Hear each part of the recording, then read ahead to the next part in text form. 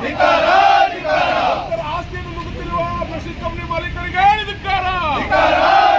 ನಾವು ದೊಡ್ಡಬನಹಳ್ಳಿ ಗ್ರಾಮದಲ್ಲಿ Prestige group ಅವರು ಸರ್ಕಾರಿ ಭೂಮಿಯನ್ನ ಕಬಳಿಕೆ ಮಾಡಿದ್ದಾರೆ ಅಂತೇಳಿ ಇಲ್ಲಿನ ಜಿಲ್ಲಾಧಿಕಾರಿಗಳಾಗಿರ್ತಕ್ಕಂಥ ಜಗದೀಶ್ ಅವರಿಗೆ, ಅಲ್ಲಿನ ತಹಸೀಲ್ದಾರ್ ಆಗಿರ್ತಕ್ಕಂಥ ರಾಜೀವ್ ಅವರಿಗೆ ಮನವಿ ಪತ್ರಗಳನ್ನು ಕೊಟ್ಟಿದ್ದೇವೆ ಮತ್ತು ಜಿಲ್ಲಾಧಿಕಾರಿಗಳ ಕಚೇರಿ ಮುಂದೆ ಈಗಾಗಲೇ ಒಂದು ಹೋರಾಟವನ್ನು ಮಾಡಿ ಅವರಿಗೆ ಮನವಿ ಪತ್ರವನ್ನು ಕೊಟ್ಟಿದ್ದೇವೆ.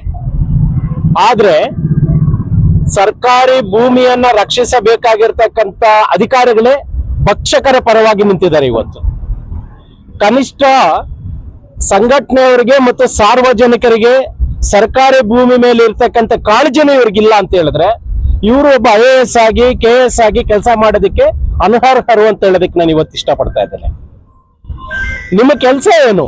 IAS, IPS, KSಗಳು ಕೆಲಸ ಏನು ಅಂತ ಹೇಳಿದ್ರೆ ಸರ್ಕಾರಿ ಜಾಗವನ್ನ ಉಳಿಸಬೇಕು, ಸಾರ್ವಜನಿಕರ ಪರವಾಗಿ ಕೆಲಸ ಮಾಡಬೇಕು.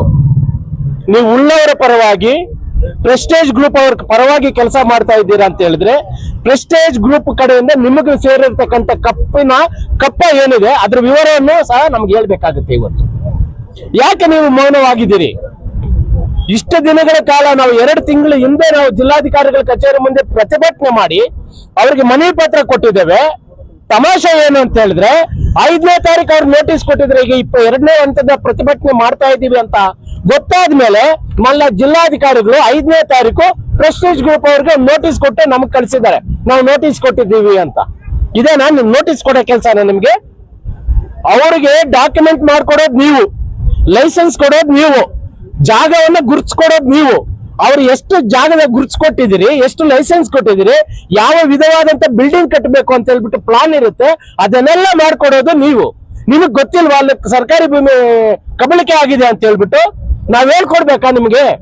ಸಂಘಟನೆಯವರು ಸಾರ್ವಜನಿಕರು ಒಬ್ಬ IAS ಆಫೀಸರ್ಗೆ ಹೇಳ್ಕೊಡುವ ಪರಿಸ್ಥಿತಿಯಾಗಿ ನೀವು ತಂದುಕೊಂಡಿದ್ದೀರಾ ಅಂತ ಹೇಳಿದ್ರೆ ಇದಕ್ಕಿಂತ ಹೀನಿಯ ಸ್ಥಿತಿ ಇನ್ಯಾವುದೂ ಇಲ್ಲ. ನಾವು ಈಗಲೇ ಹೇಳ್ತಾ ಇದ್ದೀವಿ.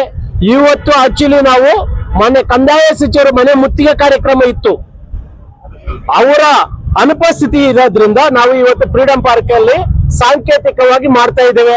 ಈಗಾಗಲೇ ನಮ್ಮ ರಾಜ್ಯ ಕಾರ್ಯಾಧ್ಯಕ್ಷರಾದಂತಹ ಡಾಕ್ಟರ್ G. ಗೋವಿಂದ ಅವರು ವಿಧಾನಸೌಧ ಮುತ್ತಿಗೆ ಘೋಷಣೆ ಮಾಡಿದ್ದಾರೆ.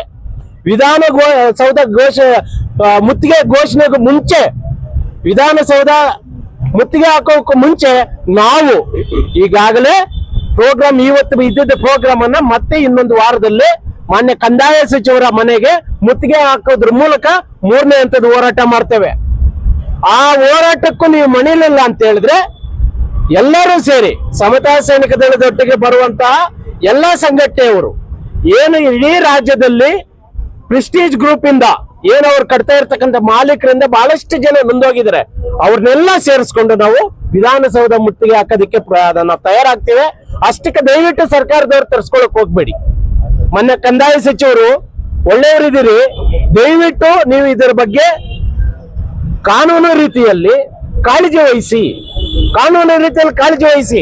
ಕನಿಷ್ಠ ಅವ್ರಿಗೆ ಈಗ ನಾವು ಪ್ರೆಸ್ಟೀಜ್ ಗ್ರೂಪ್ ಅವ್ರ ವಿರುದ್ಧ ಧರಣಿ ಮಾಡ್ತಾ ಇದೀವಿ ಅಂತ ಹೇಳಿದ್ರೆ ನಮ್ಗೆ 17 ಕಂಡೀಷನ್ಗಳು ಹಾಕಿ ನಮ್ಗೆ ಪರ್ಮಿಷನ್ ಕೊಡ್ತೀರಿ.